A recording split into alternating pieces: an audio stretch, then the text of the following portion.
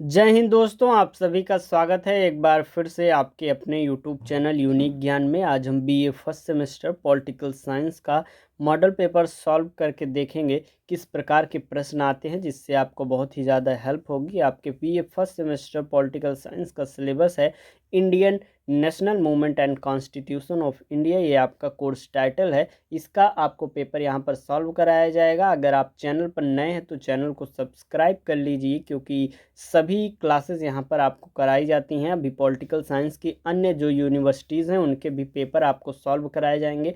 जितने भी पेपर अगर सॉल्व कराए जाते हैं आपने ध्यान से देख लिए तो आपको इन्हीं में से सीधे प्रश्न भी देखने को मिलेंगे, क्योंकि जब पिछले वर्ष पेपर था बीए फर्स्ट सेमेस्टर या थर्ड सेमेस्टर, कुछ भी जब ऑप्शनल पेपर थे तो एक ही वर्ष में अलग अलग यूनिवर्सिटीज़ में क्वेश्चन जो है सेम सेम देखने को मिलते थे। तो सोचिए, अगर एक वर्ष में क्वेश्चन सेम देखने को मिल सकते हैं तो आपको इस वर्ष में पिछले वर्ष की क्वेश्चन की भांति जो है आपको देखने को मिलेगा। तो चलिए देखते हैं पॉलिटिकल साइंस में किस प्रकार के प्रश्न आए हुए थे। आप किसी भी यूनिवर्सिटी हैं से हैं, आपके लिए यह वीडियो इम्पॉर्टेंट होगी, क्योंकि सभी यूनिवर्सिटीज़ का सिलेबस एक प्रकार से सेम है। तो चलिए देखते हैं हमारा पहला प्रश्न क्या है। अगर आप चैनल पर नए हैं तो चैनल को सब्सक्राइब कीजिए, टेलीग्राम चैनल ज्वाइन कीजिए जिसका लिंक डिस्क्रिप्शन बॉक्स में आपको दिया गया है। वहाँ से आप जो है पीडीएफ नोट्स प्राप्त कर सकते हैं। यूनिवर्सिटी से रिलेटेड आपको बताए जाते हैं, जो भी नोटिफिकेशंस आते हैं तो सभी चीज़ें वहाँ पर आपको फ्री ऑफ कॉस्ट मिलती हैं। तो आप टेलीग्राम चैनल अवश्य ज्वाइन करें, वीडियो को लाइक करें, अपने दोस्तों के पास शेयर करें। हमारा पहला प्रश्न क्या है? हमारा पहला प्रश्न है, कौन ब्रिटिश इंडियन एसोसिएशन से संबद्ध है? इसमें कौन है जो ब्रिटिश इंडियन एसोसिएशन से संबद्ध है? वो हैं हमारे महादेव गोविंद रानाडे और फिरोज शाह मेहता जो हैं वह ब्रिटिश इंडियन एसोसिएशन से संबंध है। आपको हिंदी में यहाँ पर सॉल्व कराया जा रहा है। जो भी इंग्लिश लैंग्वेज वाले हों आप बगल में आंसर देखते रहिए, आपको हिंदी में सॉल्व कराया जाएगा, क्योंकि दोनों भाषाओं में कराया जाएगा तो समय भी ज़्यादा लगेगा और दोनों का मेल हो जाएगा। इससे अच्छा है कि आप हिंदी में देखिए और इंग्लिश में आप समझ लीजिए। दूसरा आपका है, स्वदेशी आंदोलन सर्वप्रथम कब आरंभ हुआ? स्वदेशी आंदोलन जो है सन 1905 में बंग भंग आंदोलन के समय जो है वह आरंभ हुआ। आपको ऑप्शन में बंग भंग आंदोलन के समय भी अकेले दे सकता है या फिर सन 1905 भी दे सकता है। तो आप याद रखिए, स्वदेशी आंदोलन जो है आपका सर्वप्रथम सन 1905 में बंग भंग आंदोलन के समय पर जो है वह आरंभ हुआ था। तीसरा प्रश्न है, स्वराज मेरा जन्म सिद्ध अधिकार है और मैं इसे लेकर रहूंगा, यह कथन किसका है? यह कथन जो है बाल गंगाधर तिलक जी का है। नेक्स्ट क्वेश्चन हम देखेंगे, चौथा प्रश्न, भारतीय राष्ट्रवाद की प्रथम अभिव्यक्ति है। भारतीय राष्ट्रवाद की प्रथम अभिव्यक्ति जो है सन 1857 का प्रथम स्वतंत्रता संग्राम माना जाता है। अगला प्रश्न हमारा है पांचवा, ब्रिटिश भारत की राजधानी कोलकाता के स्थान पर दिल्ली कब बनाई गई? तो यह कोलकाता से दिल्ली राजधानी कब परिवर्तित की गई थी? वह परिवर्तित की गई थी 1911 में। अगर आपसे डेट पूछा जाए तो होगा 12 दिसंबर 1911 को जो है ब्रिटिश भारत की राजधानी जो है वह कोलकाता से दिल्ली में परिवर्तित हुई थी। नेक्स्ट हमारा क्वेश्चन है, निम्नलिखित में से कौन सा घटनाक्रम सही है? छठवां प्रश्न हमारा है, निम्नलिखित में से कौन सा घटनाक्रम जो है वह सही है? तो सबसे पहले क्या हुआ था? असहयोग आंदोलन या भारत छोड़ो आंदोलन, सविनय अवज्ञा या स्वदेशी तथा बहिष्कार आंदोलन? तो सबसे पहले क्या हुआ था? स्वदेशी तथा बहिष्कार आंदोलन, उसके बाद असहयोग आंदोलन, फिर सविनय अवज्ञा आंदोलन और भारत छोड़ो आंदोलन 1942 में। ये 1905 में हुआ था। असहयोग आंदोलन 1920 में और सविनय अवज्ञा आंदोलन 1920 में और असहयोग 1930 में हुआ था। तो इसका राइट आंसर क्या हो जाएगा? सबसे पहले 4 1 3 2, 4 1 3 2 किसमें है? बी ऑप्शन में आपका सही हो जाएगा। नेक्स्ट क्वेश्चन में देखेंगे सातवां, भारतीय राष्ट्रीय कांग्रेस का प्रसिद्ध लाहौर अधिवेशन कब हुआ था? तो लाहौर अधिवेशन जो है वह 1929 में हुआ था। अगर आपसे डेट पूछा जाए तो आप बताएंगे 19 दिसंबर 1929 को राष्ट्रीय कांग्रेस का प्रसिद्ध लाहौर अधिवेशन हुआ था। अगला प्रश्न हमारा 8वां प्रश्न है, सीमांत गांधी किसे कहा जाता है? सीमांत गांधी की कहा जाता है खान अब्दुल गफ्फार खां को जो है सीमांत गांधी कहा जाता है। 9वां प्रश्न है आपका, संविधान सभा की प्रारूप समिति का अध्यक्ष कौन था? प्रारूप सभा का जो प्रारूप समिति थी उसका अध्यक्ष थे डॉक्टर बी.आर. अम्बेडकर। 10वां प्रश्न है आपका, संविधान की प्रस्तावना में किस संशोधन द्वारा समाजवादी, धर्मनिरपेक्ष तथा अखंडता शब्द जोड़े गए थे? तो 42वें संविधान संशोधन द्वारा जो है तीनों शब्द प्रस्तावना में जोड़े गए थे। आपके लिए बहुत ही मेहनत से वीडियोस बनाई जाती है, तो वीडियो को लाइक अवश्य किया करिए और अपने दोस्तों के पास शेयर कर दिया करिए। नेक्स्ट क्वेश्चन हम देखेंगे, भारत का संविधान है पूर्ण रूप से संघात्मक अर्थात फुल्ली फेडरल हमारा कॉन्स्टिट्यूशन है इंडिया का।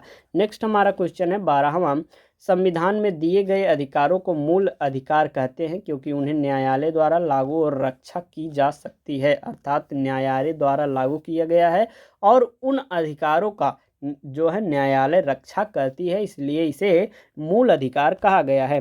अगला प्रश्न हमारा 13वां है, नागरिकता प्राप्त करने के लिए शर्तें निर्धारित करने वाला सक्षम निकाय कौन सा है? वह निकाय है संसद। अगला प्रश्न हमारा 14वां प्रश्न है, राज्य के नीति निर्देशक तत्व हैं। राज्य के नीति निर्देशक तत्व क्या है? राज्य के लिए रचनात्मक आज्ञाएं हैं। 15वां प्रश्न हम देखेंगे, भारत की सेनाओं का सर्वोच्च सेनापति होता है, वह होता है राष्ट्रपति, जो कि तीनों जो भी थल सेना, वायुसेना और जल सेना है, तीनों का जो है सर्वोच्च सेनापति कौन माना जाता है? राष्ट्रपति माना जाता है। अगला प्रश्न हम देखेंगे हमारा 16वां प्रश्न, राष्ट्रपति पर महाभियोग लगाने का अधिकार किसे है? संसद के दोनों सदनों को जो है राष्ट्रपति पर महाभियोग लगाने का अधिकार मिला हुआ है। 17वां प्रश्न है, केंद्रीय मंत्रिपरिषद अपने कार्यों के लिए निम्न में से किसके प्रति उत्तरदायी होती है? तो जो केंद्रीय मंत्रिपरिषद होती है वह लोकसभा के प्रति उत्तरदायी होती है। 18वां प्रश्न है, कोई विधेयक वित्त विधेयक है अथवा नहीं, इसका निर्णय कौन करता है? कोई भी विधेयक वित्त विधेयक है या नहीं, इसका निर्णय कौन करता है? लोकसभा अध्यक्ष करते हैं। अगला प्रश्न हमारा है 19वां, राष्ट्रपति लोकसभा में आंग्ल भारतीय समुदाय के कितने सदस्य मनोनीत कर सकता है? कितने सदस्य मनोनीत कर सकता है? वह कर सकता है 2 सदस्यों को मनोनीत। संसद का अर्थ क्या होता है? अगर आपसे कोई पूछे तो संसद का अर्थ होता है लोकसभा, राज्यसभा तथा राष्ट्रपति, तीनों को मिलाकर संसद होता है। अगला प्रश्न 21वां, राष्ट्रपति किसे प्रधानमंत्री नियुक्त करता है? राष्ट्रपति जो है लोकसभा में बहुमत दल के नेता को नियुक्त करता है।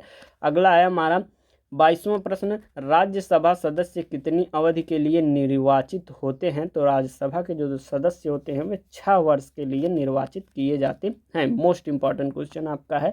नेक्स्ट हमारा 23वां प्रश्न, उपराष्ट्रपति का निर्वाचन कौन करता है? उपराष्ट्रपति का निर्वाचन जो है वह करते हैं लोकसभा और राज्यसभा। अगला प्रश्न है 24वां, राज्य की कार्यपालिका का संवैधानिक प्रधान कौन होता है? राज्यपाल होता है। अगला प्रश्न 25वां हमारा है, राज्य मंत्रिपरिषद सामूहिक रूप से उत्तरदायी होता है। राज्य का जो मंत्रिपरिषद होता है वह सामूहिक रूप से विधानसभा के प्रति उत्तरदायी होता है। 26वां प्रश्न है, सर्वोच्च न्यायालय के न्यायाधीश की सेवानिवृत्ति आयु क्या है? तो जो सर्वोच्च न्यायालय के न्यायाधीश हैं उनकी सेवानिवृत्ति अर्थात रिटायरमेंट जो होती है वह 65 वर्ष पर होती है। 27वां प्रश्न है, संविधान की रक्षा की जिम्मेदारी किसकी है? संविधान की रक्षा की जिम्मेदारी सर्वोच्च न्यायालय की है। अगला प्रश्न हमारा 28वां प्रश्न है। 28वां प्रश्न हमारा क्या है, वर्तमान में देश के कितने उच्च न्यायालय जो है कार्यरत हैं? तो वो हैं कितने? 25। नेक्स्ट क्वेश्चन हमारा 29 नंबर है, संविधान के किस अनुच्छेद में जिला न्यायालयों का प्रावधान किया गया है? तो किस अनुच्छेद में किया गया है? अनुच्छेद 214 में किया गया है। अगला प्रश्न हमारा है 30वां नंबर, उच्चतम न्यायालय का न्यायाधीश जो है पदच्युत किया जा सकता है किसके द्वारा? संसद के प्रस्ताव पर राष्ट्रपति द्वारा जो है पदच्युत किया जा सकता है। 31वां प्रश्न है, राज्यपाल राज्य विधान परिषद में कितने सदस्यों को मनोनीत कर सकता है? तो वह कर सकता है 1/6 लोगों को।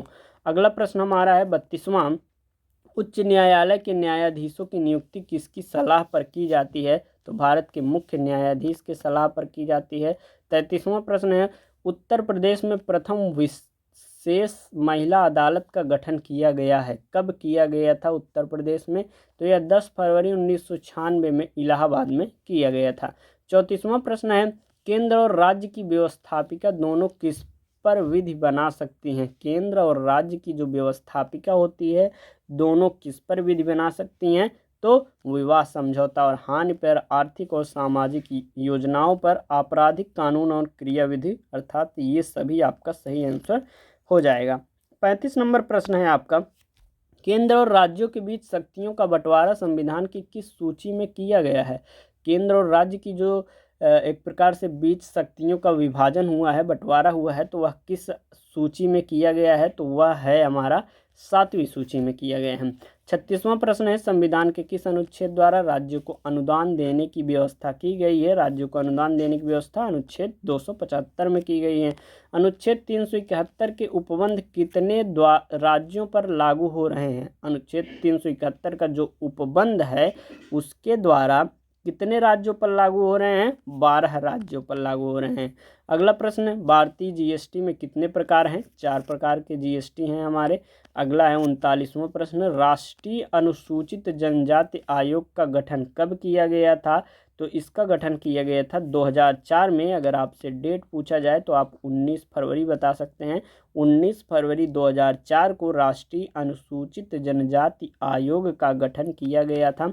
और हमारा लास्ट प्रश्न है, किस संविधान संशोधन द्वारा मताधिकार की आयु 21 वर्ष से घटाकर 18 वर्ष कर दी गई थी? तो वह कौन सा संविधान संशोधन था? वह था 61वां संविधान संशोधन। इस प्रकार से आपका यह पेपर जो है सॉल्व करा दिया गया। इससे आपको बहुत ही ज़्यादा हेल्प मिलेगी। Next videos, next model paper जो है आपके जल्द ही सॉल्व कराए जाएंगे। आपका भी जब भी पेपर हो तुरंत आप मॉडल पेपर अपने नाम के साथ टेलीग्राम चैनल पर, डिस्कशन ग्रुप पर, या फिर आपको व्हाट्सएप नंबर जो दिया गया है उस पर भेज दीजिएगा, जिससे सॉल्व कराया जा सके। आप उससे अपना एक प्रकार से आकलन भी कर लेंगे और अन्य यूनिवर्सिटी के जो बच्चे होंगे उनको एक प्रकार से मदद मिलेगी किस प्रकार से प्रश्न आ रहे हैं। इसलिए पेपर अवश्य भेज दीजिएगा। चैनल को सब्सक्राइब कीजिए, दोस्तों के पास वीडियो शेयर कीजिए, वीडियो लाइक कीजिए। धन्यवाद, मिलते हैं अगले वीडियो में।